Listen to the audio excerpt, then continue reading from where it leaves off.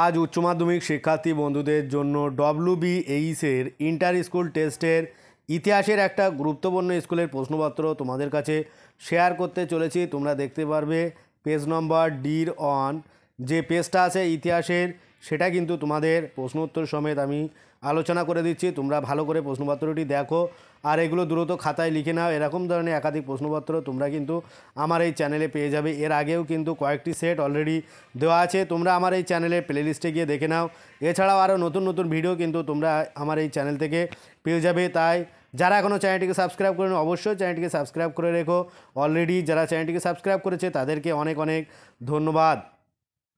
এখানে ইতিহাসের এমসিকিউ এর সাথে সাথে তোমাদের এসএকিউ এর যে প্রশ্নগুলো আছে সেই প্রশ্নের উত্তরগুলো অনেকেই করতে পারে না আর এগুলো অনেকেই ভুল করে, সেই জন্য এসএকিউ প্রশ্ন উত্তরগুলো ভালো করে তোমরা এখানে থেকে লিখে নাও। এই প্রশ্নগুলো কিন্তু তোমাদের কাছে মোস্ট ইম্পর্টেন্ট। আর এমসিকিউ প্রশ্ন উত্তরগুলো ভালো করে একবার একটু দেখে রাখো, কারণ এখানে কিন্তু তোমাদের অনেকগুলো ভুল প্রশ্ন দেওয়া থাকে, ভুল উত্তর, সেই জন্য সেগুলো তোমরা দ্রুত ঠিক করে নাও। এখানে একের দাগ কী বলছে, বিকল্প উত্তরগুলির মধ্য থেকে সঠিক উত্তরটি বেছে নিয়ে লেখো। এখানে তোমাদের 24টি এমসিকিউ থাকবে, 24টির কিন্তু উত্তর করতে হবে। একের দাগ, প্রথম ইতিহাস রচিত হয়েছিল, উত্তর বি গ্রিসে। দুয়ের দাগ, ইতিহাস হলো বর্তমান অতীতের মধ্যে অন্তর্নিহিত সংলাপ, কে বলেছেন, উত্তর সি এইস্কার। তারপরে তিনের দাগ, ইম্পেরিয়ালিজম এ স্টাডি গ্রন্থটি লিখেছেন, উত্তর হবে ডি জে এ হবসন। তারপরে চারের দাগ, ভারতে প্রথম পর্তুগিজ গভর্নর ছিলেন, উত্তর হবে এ আলবুকার্ক। তারপরে পাঁচের দাগ, নানকিংয়ের সন্ধি স্বাক্ষরিত হয়েছিল এখানে 1842 সালে। তারপরে ছয়ের দাগ, চীন ও জাপানের মধ্যে শিমনোসেকির সন্ধি স্বাক্ষরিত হয়েছিল 1895 খ্রিস্টাব্দে। তারপরে আছে সাতের দাগ, স্যার এলিজা ইম্পে প্রধান বিচারপতি ছিলেন, এখানে ডি সুপ্রিম কোর্টের। তারপরে আটের দাগ আছে, স্তম্ভ মেলাতে হবে কর সঙ্গে, খ স্তম্ভটা মেলাতে হবে। তোমরা এটার উত্তরটা দেখে নাও, উত্তর হবে এখানে সি, একেরটা ডি হবে, আর দুয়েরটা সি, তিনেরটা এ, আর চারেরটা বি। তারপরে আসবো পরের প্রশ্ন, নয়ের দাগ, কেশবচন্দ্র সেন প্রতিষ্ঠা করেন নববিধান সমাজ। দশের দাগ, ঈশ্বরচন্দ্র বিদ্যাসাগরকে বিদ্যাসাগর উপাধি দিয়েছিলেন ল কলেজ। তারপরে 11 দাগ, ব্রিটিশ সরকার কাইজার হিন্দ উপাধি দিয়েছিলেন শ্রী গান্ধীজিকে। 12 দাগ, 1916 খ্রিস্টাব্দে লখনৌ চুক্তি হয়েছিল ড্যাশের মধ্যে, মানে কাদের মধ্যে, এখানে উত্তরে কংগ্রেস ও মুসলিম লীগের মধ্যে। 13 দাগ, জালিয়ানওয়ালাবাগের হত্যাকাণ্ড হয়েছিল এখানে 13 এপ্রিল। তারপরে 14 দাগ, জাপান মার্কিন নৌঘাঁটি আক্রমণ করে 1941 খ্রিস্টাব্দে।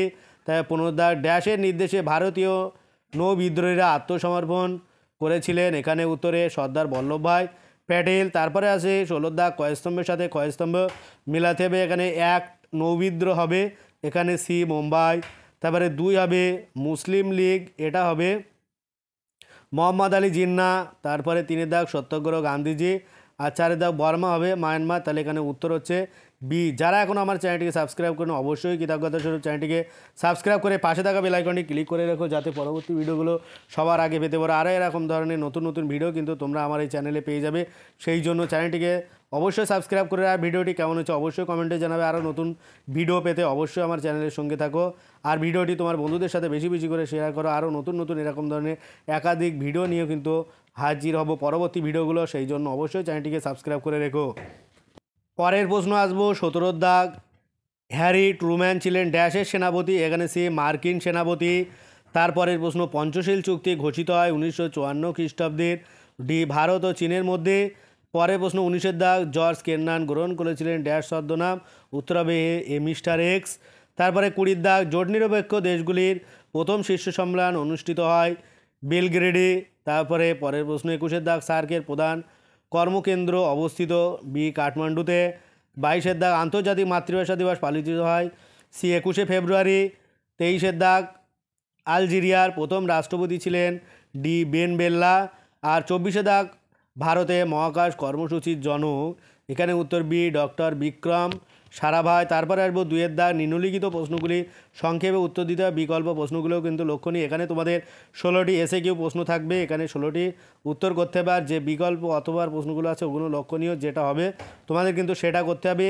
আর এরকম এই প্রশ্নগুলো তোমরা অবশ্যই খাতা কলম নিয়ে বসে যাও আর এগুলো উত্তর দ্রুত লিখে নাও। আর যাদের টেস্ট পেপার কিনেছো তারা টেস্ট পেপার থেকে লিখে নাও বা টেস্ট পেপারে পাশে লিখে নাও। সব প্রশ্নের উত্তর কিন্তু টেস্ট পেপারে ধরবে না, সেই জন্য তোমরা অবশ্যই খাতা কলম নিয়ে দ্রুত উত্তরগুলো লিখে নাও। 1 দাগ, আমেরিকার ব্রিটিশ উপনিবেশ স্থানীয় পথিকৃৎ কে ছিলেন? উত্তর হবে হামফ্রে গিলবার্ট। তারপরে 2 দাগ, বাণিজ্যিক মূলধন কাকে বলে? এখানে উত্তর হবে উপনিবেশিক নীতির প্রভাব শাসকদের দ্বারা বণিকদের একচেটিয়া ও বিশেষ অধিকার দান, অনুকূল বাণিজ্যের ভারসাম্য স্থাপন, শিল্প সংরক্ষণ নীতি বাণিজ্যিক মূলধনের পর্যায়ভুক্ত। তারপরে আসবো 3 দাগ, হোয়াইট ম্যানস বার্ডেন কবিতাটি কার লেখা? এখানে উত্তর হবে রুডইয়ার্ড কিপলিং। তা অথবা একটা প্রশ্ন আছে, যোগ্যতমের উদ্বর্তন তত্ত্বের প্রবক্তাকে? এখানে উত্তর হবে চার্লস ডারউইন।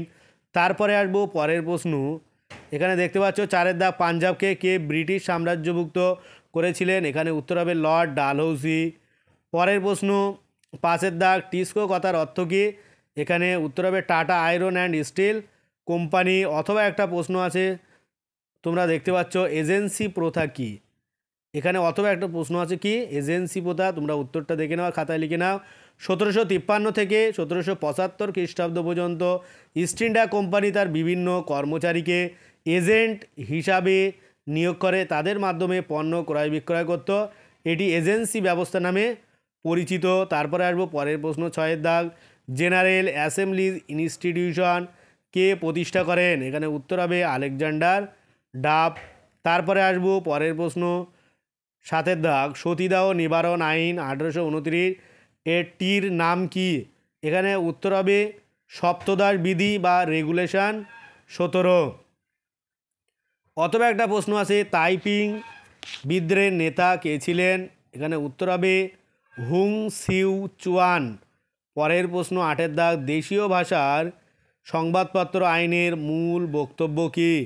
এখানে দেশীয় ভাষার সংবাদপত্র আইনের মূল বক্তব্য হলো যুক্তির বিকাশের জন্য পাশ্চাত্য শিক্ষার প্রয়োজন।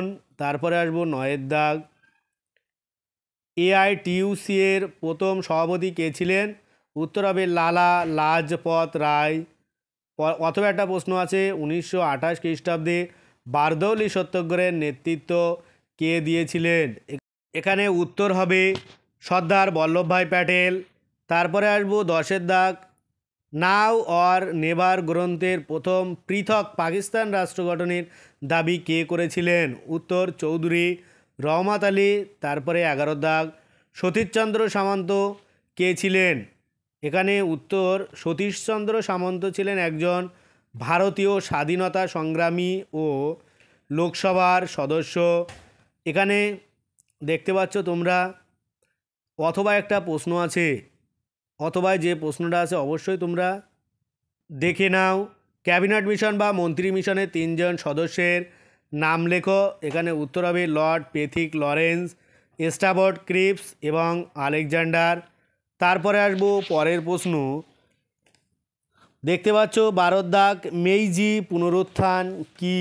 এখানে উত্তর হবে 1868 সালে সম্রাট মেইজির একটি সংস্কার ঘটান, যার মাধ্যমে জাপান সাম্রাজ্যের প্রকৃত সাম্রাজ্যিক শাসন প্রতিষ্ঠা হয়।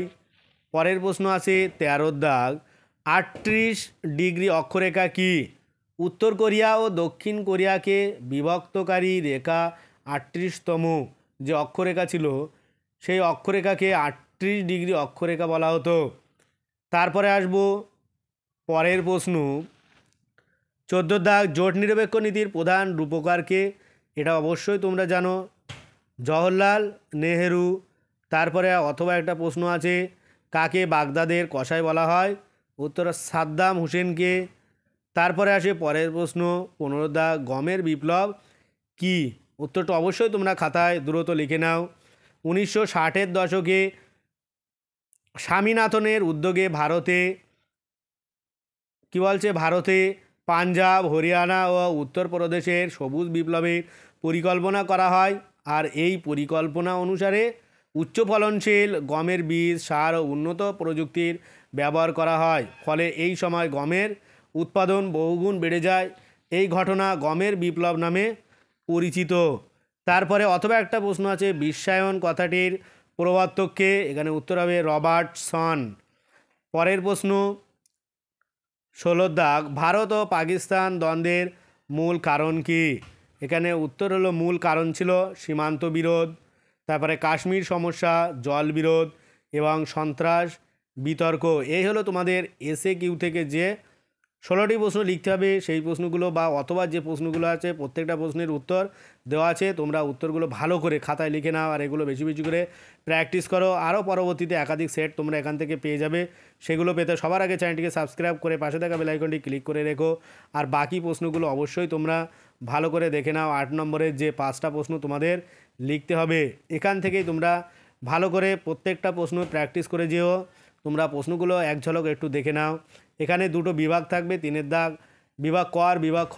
প্রত্যেকটা বিভাগ থেকে অন্তত 2টি করে লিখে মোট তোমাদের 5টা প্রশ্নের উত্তর লিখতে হবে। 8 নম্বর 5টা 40। দেখো প্রত্যেকটা প্রশ্নই কিন্তু তোমাদের কাছে এখান থেকে মোস্ট ইম্পর্টেন্ট।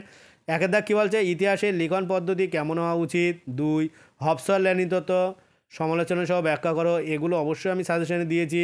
3 দাগ, ভারতীয় অর্থনীতিতে রেলপথের প্রভাব, অবশ্যই এগুলো দেওয়া আছে। চীনে চৌঠামের আন্দোলনের কারণ ও ফলাফল, এটা কিন্তু মোস্ট ইম্পর্টেন্ট, অবশ্যই তোমরা ভালো করে দেখে নিও। অথবা মুসলিমদের উন্নতির জন্য সৈয়দ আহমেদ খান ও আলিগড় আন্দোলনের ভূমিকা উল্লেখ করো। প্রত্যেকটা প্রশ্নই কিন্তু তোমাদের কাছে মোস্ট ইম্পর্টেন্ট, অবশ্যই তোমরা এগুলো ভালো করে দেখো। তারপরে বিভাগ খ থেকে দেওয়া আছে জালিয়ানওয়ালাবাগ হত্যাকাণ্ডে প্রেক্ষাপটে ভারতীয়দের প্রতিক্রিয়া কী ছিল, এটাও কিন্তু অবশ্যই সাজেশনে দেওয়া আছে আমার। আর এগুলো দেখে নিও তোমরা, সাজেশনগুলো প্লেলিস্ট থেকে দেখতে পাবে। পরের প্রশ্ন দেওয়া আছে ভারত ছাড়ো আন্দোলন সম্পর্কে একটি প্রবন্ধ লেখো, মোস্ট ইম্পর্টেন্ট। তারপরে ঠান্ডা লড়াইয়ের বৈশিষ্ট্য লেখো। তারপরে প্যালেস্টাইন সমস্যার কারণ কি, আর প্রথম 3টি পঞ্চবার্ষিক পরিকল্পনার লক্ষ্য গুরুত্ব কী ছিল। দেখো প্রত্যেকটা 8 নম্বরের প্রশ্ন কিন্তু তোমাদের ফাইনালে আসার মতো। আর এখান থেকে যে প্রশ্নগুলো তোমাদের দেওয়া আছে অবশ্যই প্র্যাকটিস করো। আর যে টেস্ট পেপার যে প্রশ্নগুলো আছে ওগুলো যদি তোমরা ঠিকঠাক করো তাহলে আর তোমাদের ফাইনাল পরীক্ষায় কোনো অসুবিধা হবে না। আজ ভিডিওটি এই পর্যন্ত। পরের ভিডিও পেতে চ্যানেলটি অবশ্যই সাবস্ক্রাইব করো আর পাশে থাকা বেল আইকনটি ক্লিক করো। সকলে ভালো থাকো আর সুস্থ থাকো। ভিডিওটি শেষ পর্যন্ত দেখার জন্য সবাইকে অনেক অভিনন্দন।